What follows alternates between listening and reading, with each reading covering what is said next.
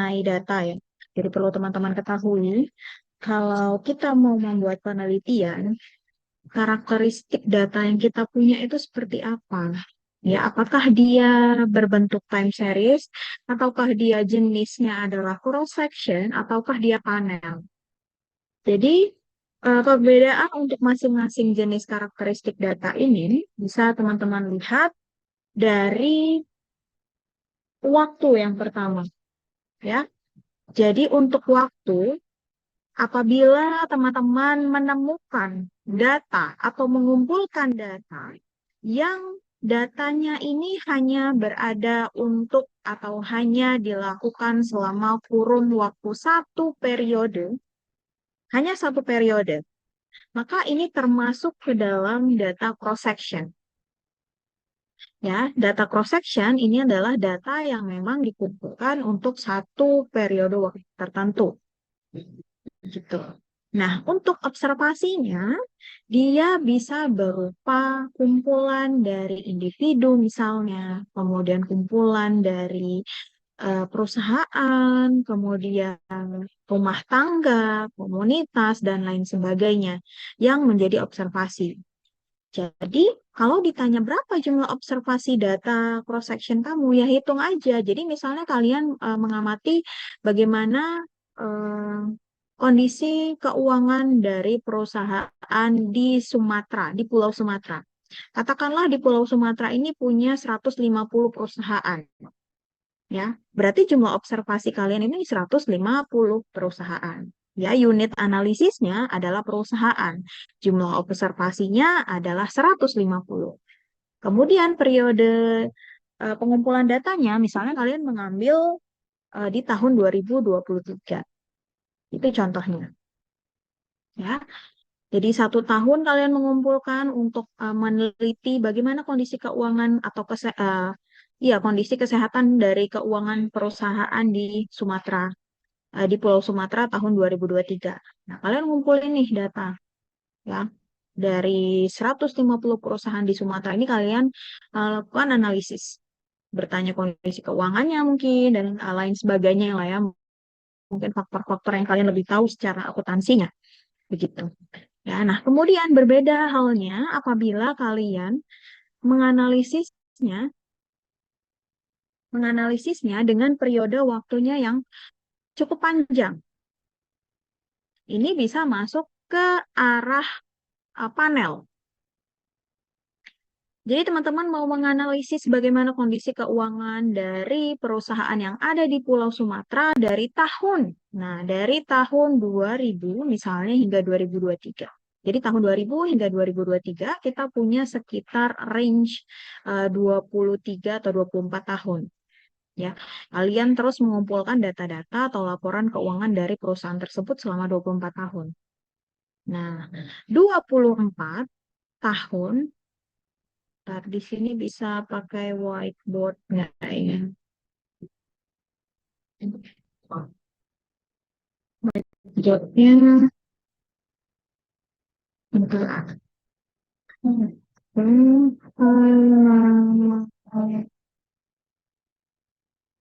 Ada ya ini whiteboard. Bentar ya.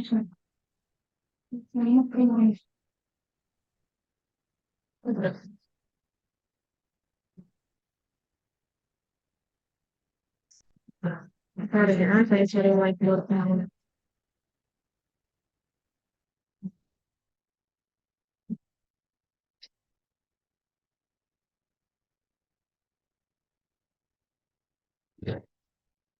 Oh, pas.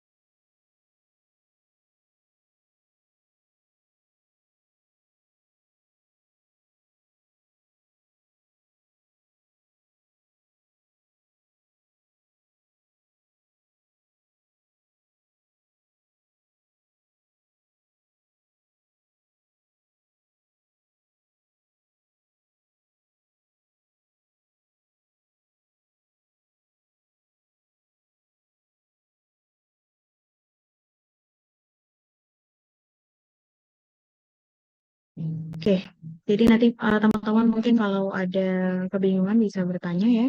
Jadi kalau di time series, teman-teman punya eh, periode yang cukup panjang, lebih dari 1 tahun, yang mana observasinya yang diteliti itu hanya satu eh, konteks ya. Jadi misalnya kita berbicara mengenai pertumbuhan ekonomi di Indonesia dari tahun 1990 hingga 2023.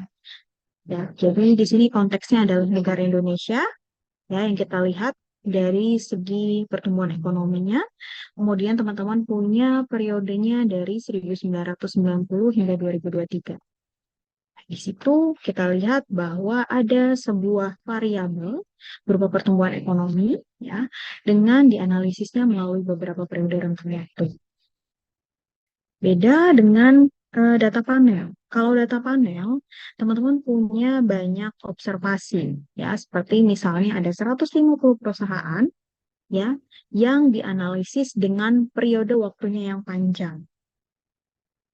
Berbeda ya.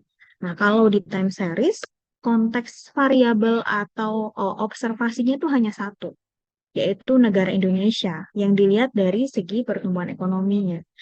Tapi periodenya panjang. Jadi saya mau lihat sejarah tinggi badan saya. Nah, contohnya seperti itu ya. Hanya saya, objeknya hanya saya. Ya, yang saya mau lihat dari tinggi badan saya dari tahun 1995 sampai 2010 misalnya gitu ya. Jadi 95 berapa, 96 tinggi badan saya berapa, 97 berapa dan seterusnya sampai 2010. Ini artinya kita punya riwayat before berapa, kemudian afternya berapa. Untuk satu objek yang sama, yaitu saya. Nah, kalau di data panel, kita tuh punya banyak. Jadi saya, kemudian saya, kakak saya, adik saya, bapak ibu saya, dan seterusnya semua, nah ya, semua keluarga saya, kemudian teman-teman saya, lingkungan saya, itu mau saya lihat tinggi badannya, ya, dari tahun 1990 hingga 2023, katakanlah begitu. Saya punya 30 objek, ya, saya punya 30 observasi, kemudian periode waktunya 20. Nah, maka total observasinya adalah 30 dikali 20. Hasilnya adalah 600. Itu untuk data panel. Ya, jadi jangan terbalik antara data panel dan juga data time series. Kalau time series fokusnya hanya satu, yang dilihat hanya satu, tapi panjang tahunnya. Ya, saya mau lihat bagaimana kondisi eh, pertumbuhan Lampung ini dari tahun misalnya 1980 sampai sekarang. Nah, ya udah, kamu fokusnya cuma di Lampung. Observasinya ya sejumlah eh, berapa? Kalau dari 1980 sampai 2020, nah gitu ya. Berarti sekitar 40 observasi jumlahnya. Itu time series. Nah, kemarin di 2 minggu sebelumnya, teman-teman saya minta untuk mencari jurnal ya, yang karakteristik dari datanya itu time series ataupun cross section. Seharusnya di situ teman-teman sudah melihat ya bagaimana perbedaan karakteristiknya untuk kedua data tersebut.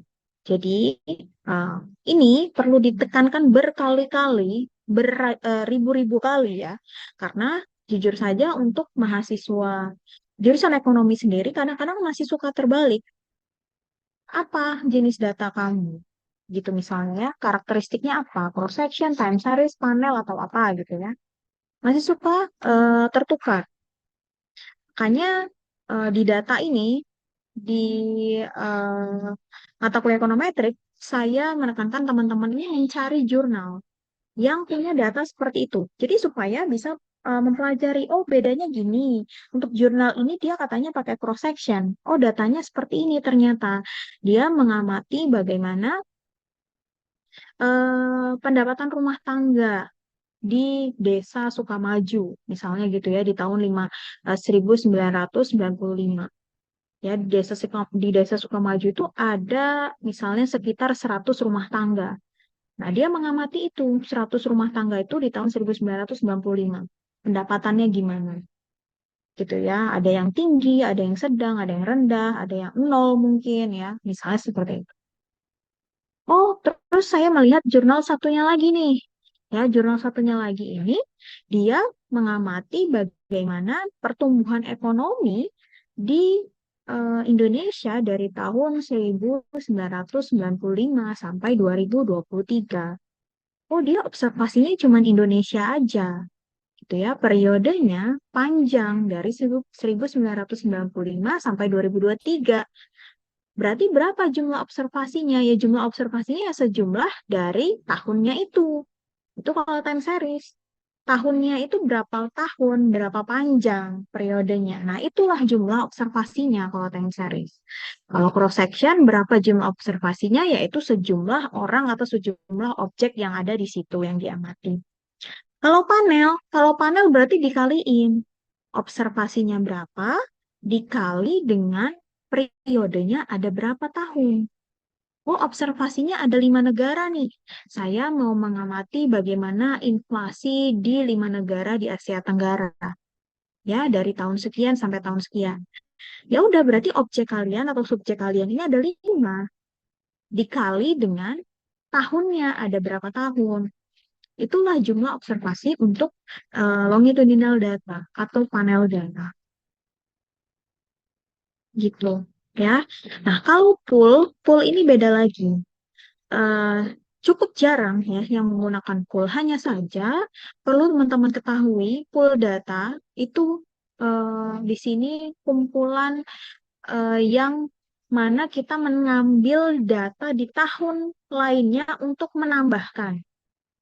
Gitu ya. Jadi misalnya di observasi tahun 2010 saya mengumpulkan pendapatan rumah tangga sebanyak 100 rumah tangga. Oh, saya kira sepertinya saya mau nambah lagi nih, gitu ya. Saya lakukan itu di tahun 2011. Saya menambah 20 lagi deh. Ya udah. Jadi itu bukan masuk ke panel, bukan juga masuk ke time series, bukan juga masuk ke cross section. Karena dia ingin menambahkan observasi, tapi di tahun yang berbeda. Gitu ya. Tahunnya ada 2, observasinya ada 120 gitu.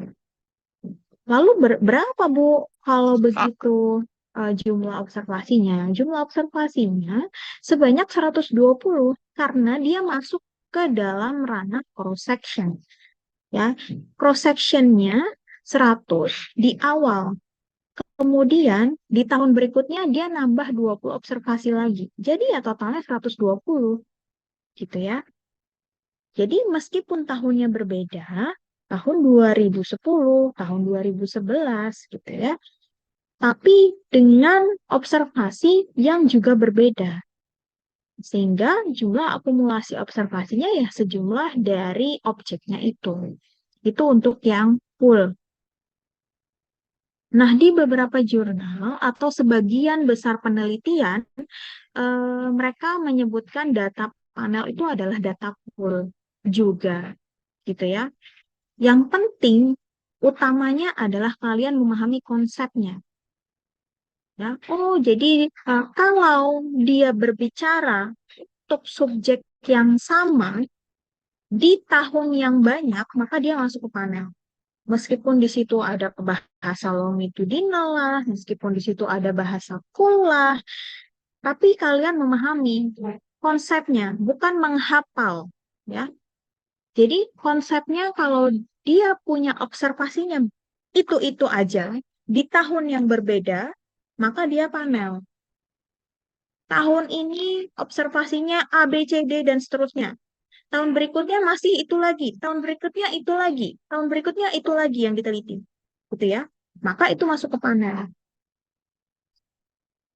Gitu. Baik, coba kira-kira sampai di sini apakah ada kebingungan, ada yang mau ditanyakan dari teman-teman mengenai data. Ini masih dasar mengenai pengertian ataupun konsep garis besar karakteristik data ini itu seperti apa, ini seperti apa. Ada pertanyaan sejauh ini? Silakan.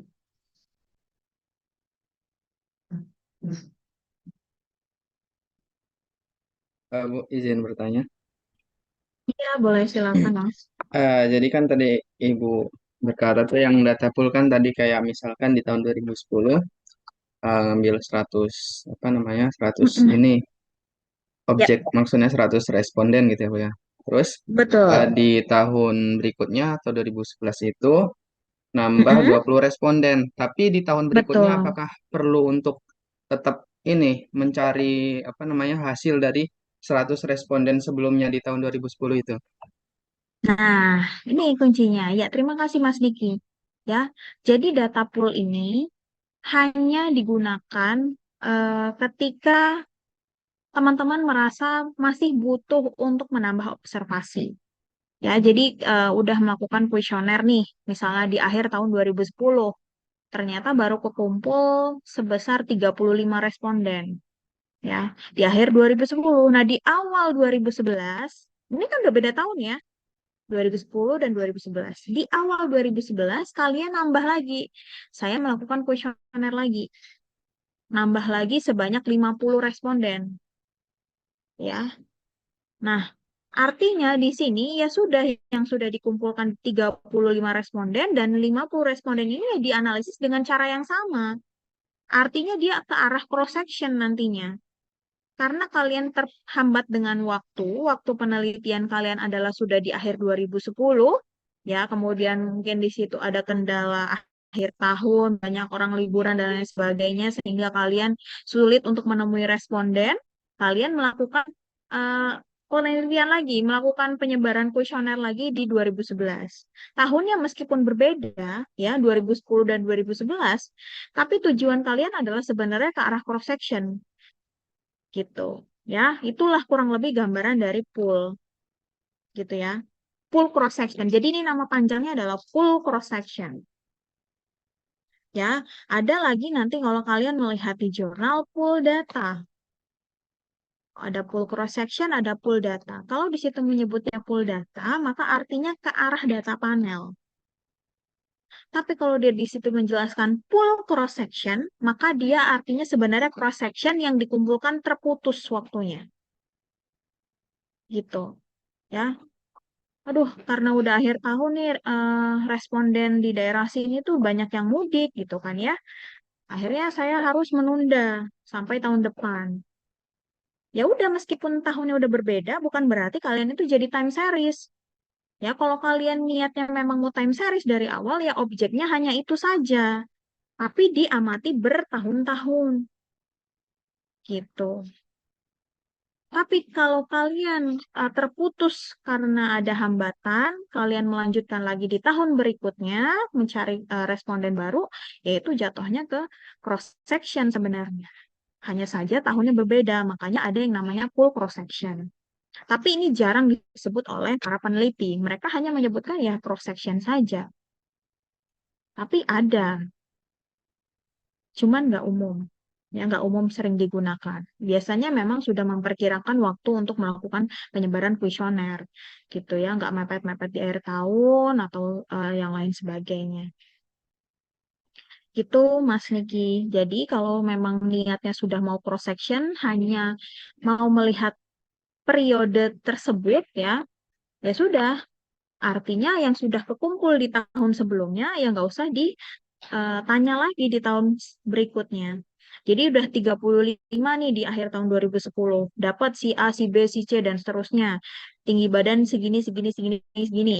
Nah, terus di tahun 2011, awal 2011 dapat orang baru lagi sebanyak 50. Ya udah, data itu digabungin aja gitu ya. Jadi totalnya ada 85 observasi. Gitu. Ya.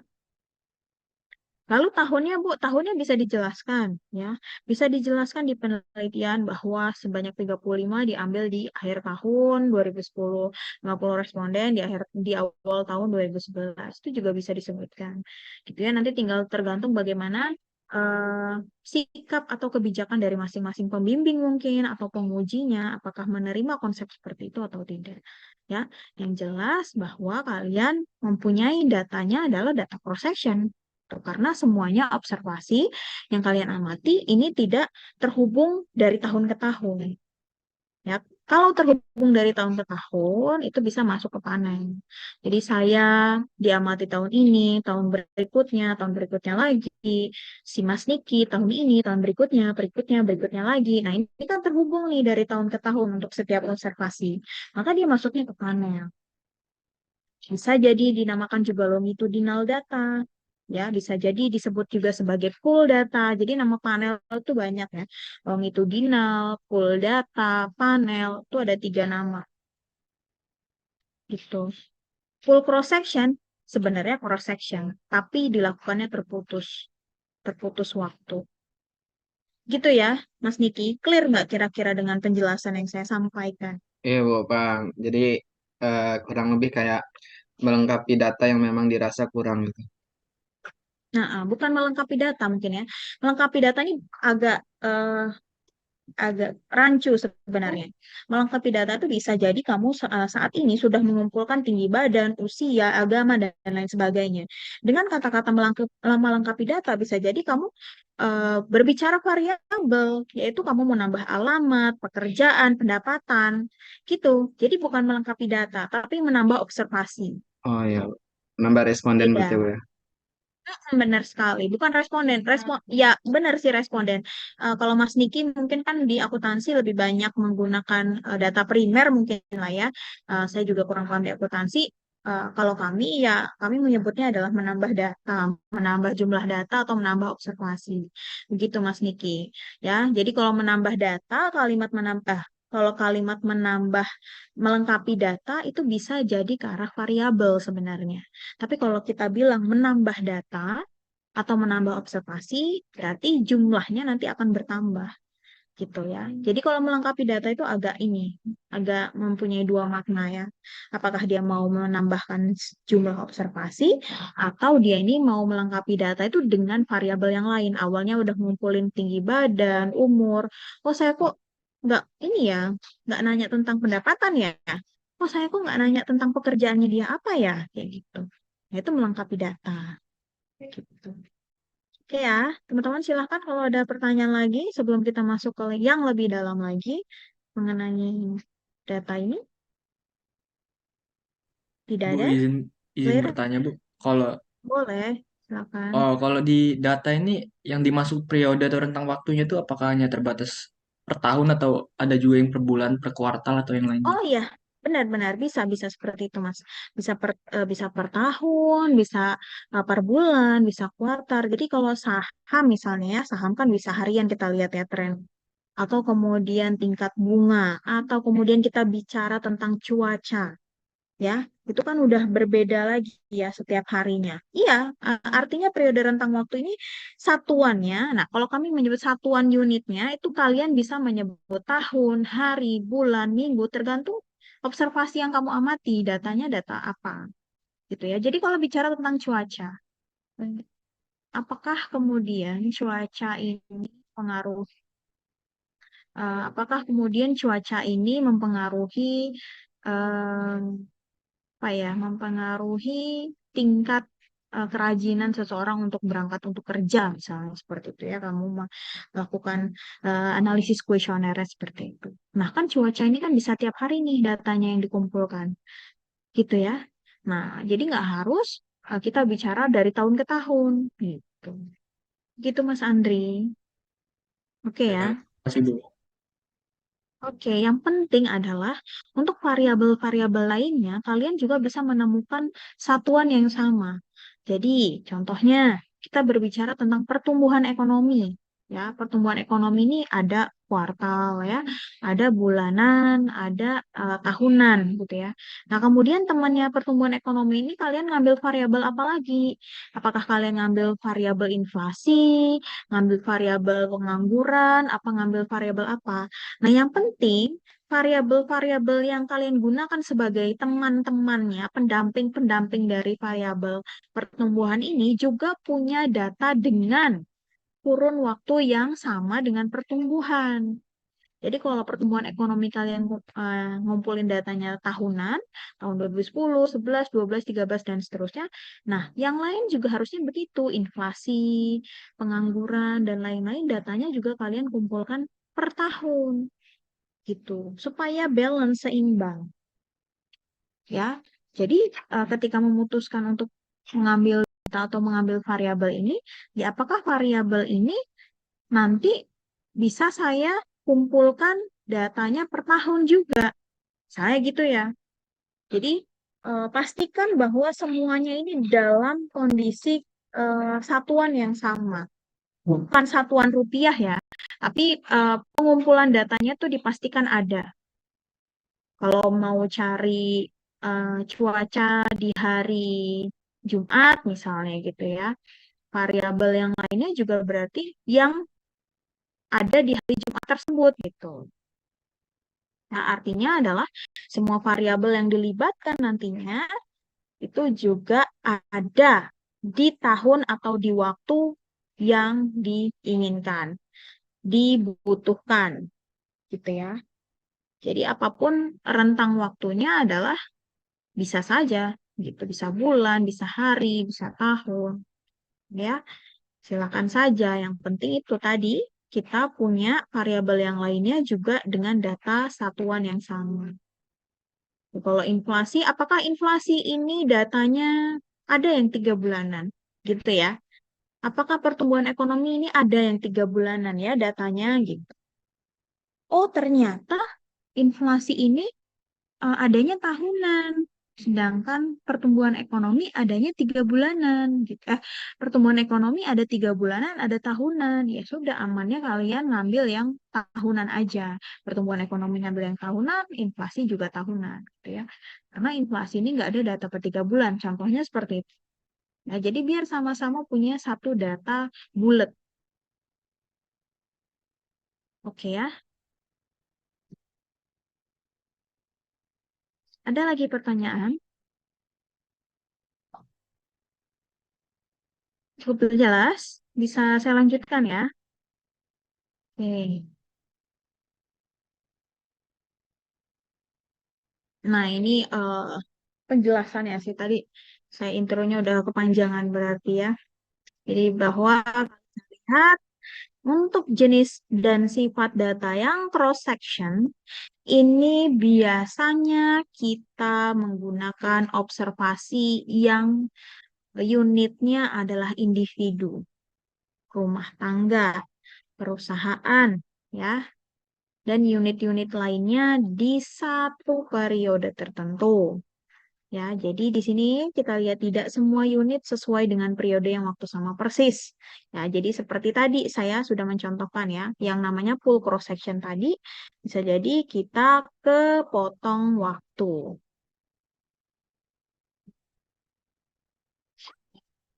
Ini sebentar.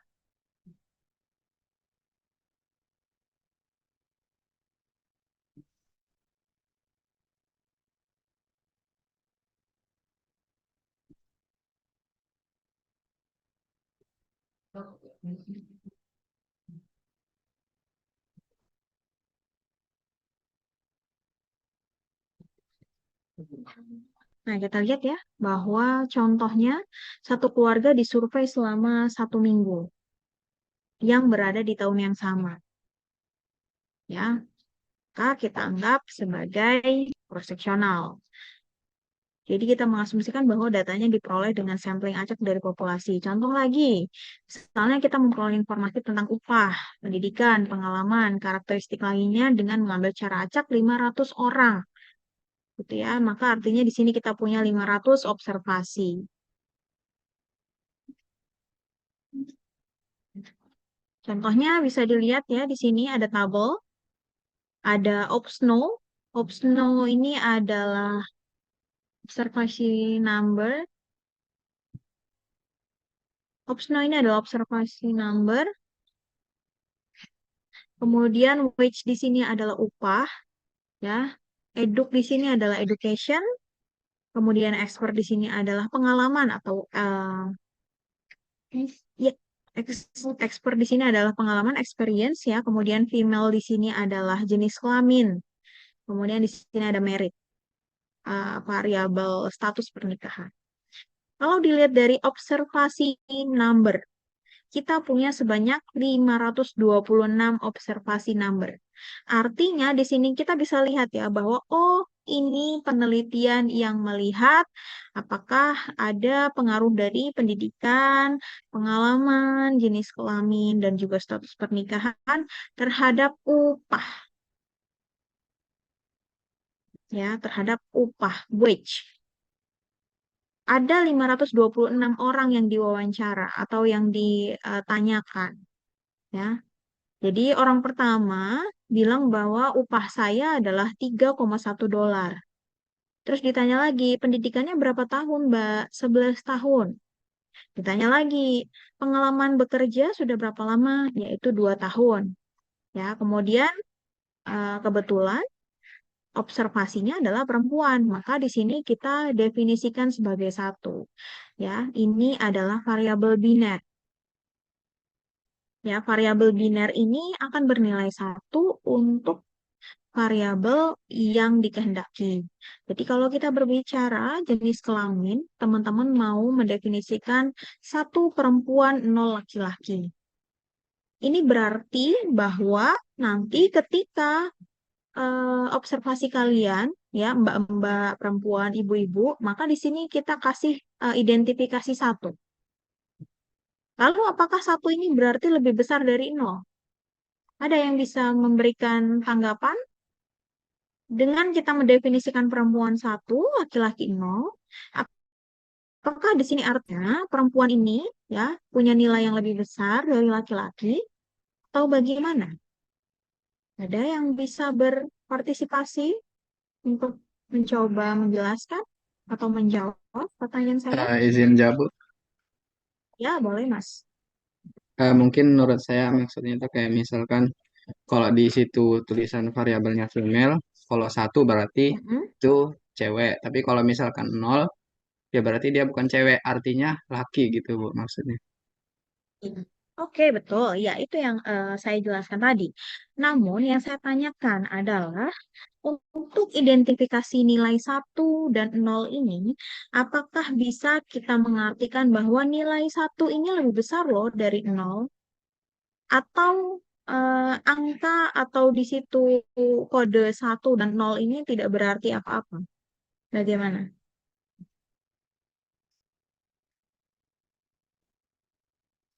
Ayo, coba. Ya, Mungkin silakan. di Apa akhir nih? di saat penjumlahan itu Bu bisa dilihat bahwa jumlah perempuan itu ada berapa. Jadi mungkin bisa variabel female-nya itu nanti dilihat berapa jumlahnya. Makanya di situ ditulisnya satu. Oke, begitu menurut Mbak Fania. Mungkin ada lagi yang bisa menjawab lebih banyak, lebih detail lagi. Jadi identifikasi satu di variabel female ini, apakah berarti dia punya nilai yang lebih banyak atau lebih besar daripada nol si laki-laki atau tidak? Silakan. Izin menjawab, Ibu. Iya, boleh, Mbak Istia. Menurut saya, kemungkinan untuk perempuan satu dan laki-laki nol itu bukan berarti bahwa perempuan itu lebih besar dibanding laki-laki. Nilai perempuan, angka itu tidak menunjukkan bahwa perempuan itu lebih besar gitu. Tapi hanya sebagai Oh, pembeda antara perempuan dan laki-laki gitu. Jadi sebagai kode atau sebagainya gitu. betul sekali. Betul sekali. Terima kasih untuk Mbak. Siapa barusan yang jawab? Yustia, Ibu. Yustia. Iya, Mbak Yustia. Betul ya. Jadi, kalau di dalam yang namanya variabel biner, ya, variabel biner ini kita hanya mengidentifikasi atau memberikan kode, ya, mengodekan dari yang namanya kualitatif. Jadi kan perempuan nih, laki-laki nih, kan ini bentuknya bukan data angka, betul ya? Dia bentuknya adalah karakteristik atau secara deskriptif atau kata-kata lah kita bilang, itu kalimat, ya. bentuknya huruf by words ya. Gimana supaya nanti bisa diolah masuk ke dalam alat analisis? Kita menjadikan atau mengidentifikasikan, mengkarakteristikan, mengodekan si variabel kualitatif ini ke dalam variabel kuantitatif. Dengan cara apa? Dengan cara kita memisalkan.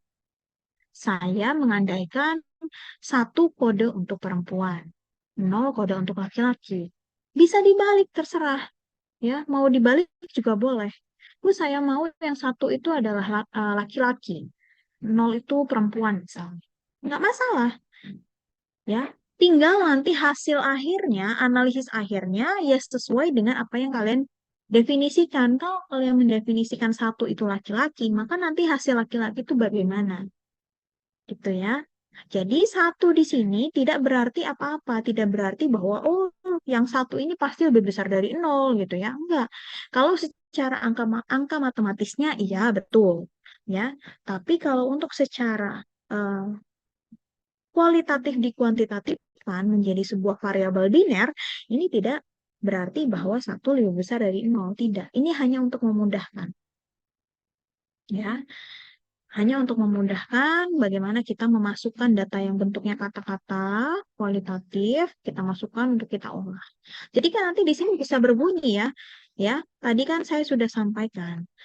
Kira-kira analisis ini berbicara apa sih dari tabel ini? Dari tabel ini kira-kira kan kita akan berbicara analisis mengenai faktor-faktor yang mempengaruhi besar kecilnya upah seseorang. Ya, faktor-faktor yang mempengaruhi besar kecilnya upah seseorang. Ada berapa yang dianalisis? Ada berapa orang yang diteliti? Ada 526 orang yang diteliti. Ya. Jadi dari 526 orang ini, masing-masing menjawab variabel-variabel yang sudah kita tentukan di dalam kuesioner. Kita bertanya berapa Bu upahnya? Sekian. Berapa lama Bu pendidikan yang ditempuh? Sekian. Udah berapa lama kerja di sini Bu? Sekian. Jenis kelaminnya kita bisa lihat ya, nggak perlu ditanya aku rasa. Kecuali itu bentuknya kuesioner ya. Eh, Kalau wawancara, kita kan sudah tatap muka langsung nih dengan orang yang mau kita wawancara. Jadi kita udah bisa mengidentifikasi, oh dia perempuan, oh dia laki-laki gitu. Jadi itu nggak usah ditanyakan, nggak usah jadi tanda tanya, apakah kamu jenis kelaminnya perempuan atau laki-laki gitu ya. Nah kalau di kuesioner baru ya kita bertanya jenis kelamin gitu. Nanti dia klik yang sesuai dengan jenis kelamin. Nah, kemudian ada lagi yang kita tanyakan, apakah maaf ibu atau bapak sudah menikah gitu ya.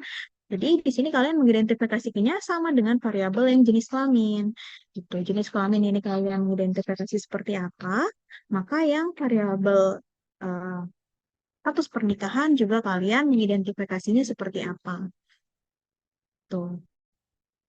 Misalnya, oh kalau si responden ini sudah menikah, saya kasih identifikasi atau kodenya 1. Ya, kalau dia belum menikah atau tidak menikah atau dia sudah berpisah, maka saya kasih identifikasinya 0. Gitu ya. Jadi ada 2 variabel yang jenisnya adalah variabel biner, yaitu si female dan juga si merit. Jadi nanti dari data yang sudah kita punyai ini di dalam kotak biru ini, ya, ini kan cross section ya.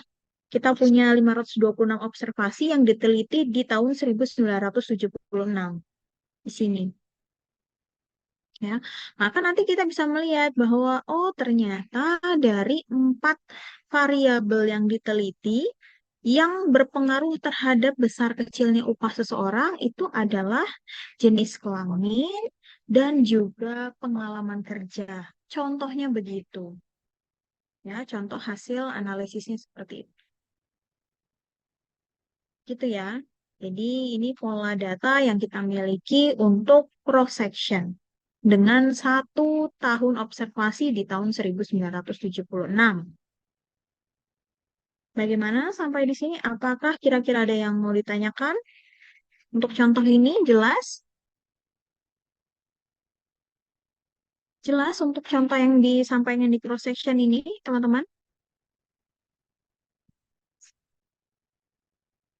Jelas ya? Baik. Jelas, Bu. Jelas ya? Oke, baik. Kita lanjutkan. Kita lanjutkan untuk di contoh berikutnya. Nah, untuk berikutnya ini adalah penjelasan mengenai time series. Jadi, saya sudah infokan bahwa time series ini dia adalah observasi yang diamati, satu observasi saja yang diamati dalam kurun waktu periode yang cukup panjang. Harga saham di sini contohnya, jumlah uang beredar, indeks harga konsumen, PDB, dan seterusnya.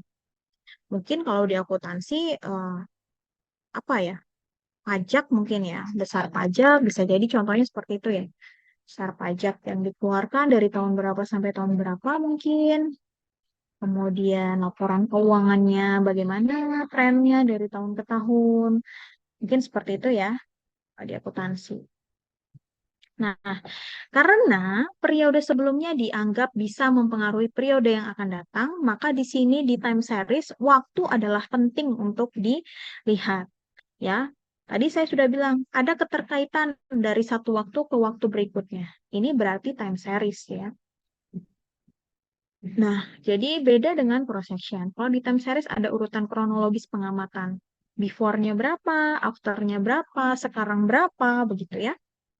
Nah, di dalam data time series, pengamatan jarang dianggap independen sepanjang waktu karena sebagian besar rangkaian waktu akan saling terhubung. Gitu ya. Jadi, apa yang terjadi hari ini mungkin ada pengaruhnya dari yang sebelumnya. Dari kebijakan atau dari program atau dari sistem yang sudah diterapkan di tahun ini. Gitu ya. Nah, contohnya di sini dalam mengetahui PDB dari kuartal terakhir, ada kemungkinan informasi mengenai kisaran PDB di tahun berikutnya. Jadi dengan data time series, kita kan sudah punya track record-nya. Before-nya berapa, saat ini berapa. Nah, kira-kira dari sepanjang tahun yang kita analisis terus-menerus, kita bisa memproyeksikan atau kita bisa memprediksi, oh kira-kira di tahun 2025 itu berapa sih pertumbuhan ekonomi kita? Gitu ya. Makanya suka kalian baca-baca berita itu ada proyeksi pertumbuhan ekonomi di tahun 2025 adalah sekian. Gitu ya. Karena apa? Karena sudah mengumpulkan data dari tahun ke tahun ya. Oh, tahun kemarin begini, tahun kemarin begini, begini, begini, begini. Terus kita olah ya, kita analisis, keluar hasil, oh ternyata proyeksinya kurang lebih tahun depan sekian. Berarti kalau tahun depan sekian, saya bisa nih mencari proyeksi tahun 2025 sekian berapa. Tuh. Itu time series. Kelebihannya time series ini kita bisa melakukan forecasting bahasanya. Ya, peramalan, meramalkan. Karena kita sudah punya sejarah, istilahnya begitu ya. Jadi kita nih tahu, oh bulan ini saya tinggi badannya misalnya, tinggi badan lagi gantilah. Bulan ini pengeluaran saya 1 juta, misalnya gitu ya. Oh, tahun ini pengeluaran saya 1 juta dengan kebutuhan bla bla bla bla bla. Tahun depan pengeluaran saya 1,2 juta. Bulan depannya lagi 1,3 juta. Bulan depannya lagi 1,5 juta dan seterusnya ya. Jadi dari tahun ke tahun trennya saya itu meningkat pengeluarannya. Nah, dari tren tersebut bisa dilihat polanya dengan kita analisis mungkin regresi nantinya dengan mengaitkan variabel-variabel lain seperti misalnya apa sih yang mempengaruhi pengeluaran saya ini selama ini? Misalnya satu kebutuhan ya, kebutuhan ini mungkin dalam arti adalah kebutuhan kuota misalnya, transportasi, kemudian mungkin jumlah anggota keluarga yang ditanggung gitu ya. Nah, ini variabel-variabel yang mungkin mempengaruhi besar kecilnya pengeluaran saya sehari-hari atau selama ini gitu ya. Nah, dari situ kita analisis, kita regresi, dapatlah pola, jebret gitu ya, dapat pola, masukkan tahun yang kita inginkan, misalnya kita pengen tahun berapa yang kita proyeksikan, keluar hasilnya, oh kira-kira segini. Cuman ingat, ketika kita melakukan proyeksi, ketika kita melakukan prediksi, estimasi, ada kemungkinan-kemungkinan kesalahan, error. Ya, itulah yang di dalam ekonometrik nanti mungkin kalian akan mempelajari error termnya berapa persen. dari model yang sudah kita bangun, variabel segi